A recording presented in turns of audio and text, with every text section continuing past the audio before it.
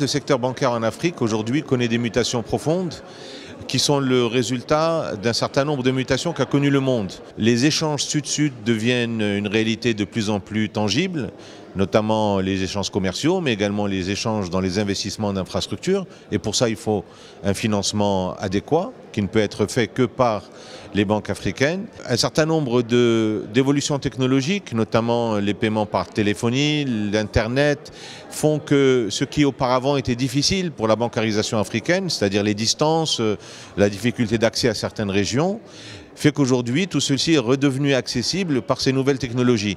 Donc tous ces facteurs font que les banques africaines ont un nouvel élan, un nouveau domaine d'intervention dans lequel elles s'engouffrent.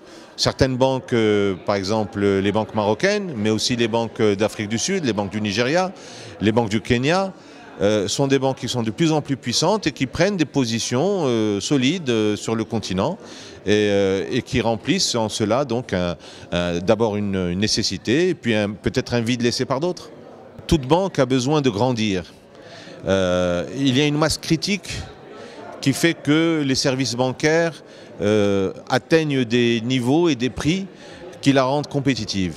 Dans la plupart de nos pays, les marchés locaux sont malheureusement pas suffisamment développés pour que cette base critique soit atteinte. Donc les banques sont condamnées à considérer que leur zone d'activité, ce n'est pas seulement le pays où elles fonctionnent, c'est en réalité toute la zone économique où elles se trouvent. Alors pour les pays, par exemple pour les banques marocaines, dans un premier temps la logique c'était une expansion maghrébine et puis en respectant cela l'histoire du Maroc, nous avons regardé vers le sud et la zone d'expansion naturelle était les pays d'Afrique de l'Ouest.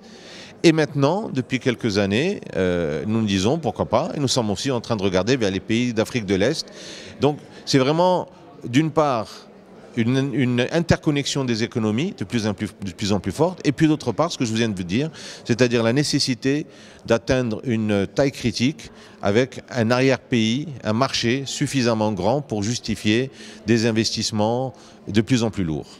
Le développement social aujourd'hui est non seulement une nécessité citoyenne, les banques sont aussi des banques citoyennes par nécessité, et les dirigeants des banques sont aussi des citoyens qui doivent avoir une fibre sociale, mais c'est également véritablement créer la clientèle de demain.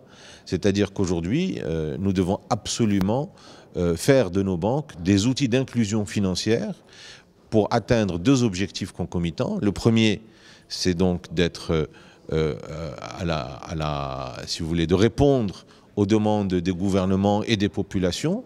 Et le deuxième, c'est d'élargir notre base de clientèle de telle manière à pouvoir demain avoir une clientèle plus large. Alors pour cela, il y a le low income banking, il y a le microcrédit, il y a la mezzofinance, il y a la banque, comme je l'ai dit tout à l'heure, le mobile banking, etc. Mais tout ceci va dans le même sens, c'est l'élargissement de notre base de clientèle. Et donc l'inclusion financière devient en soi un acte stratégique et une orientation, un axe de développement stratégique de nos banques.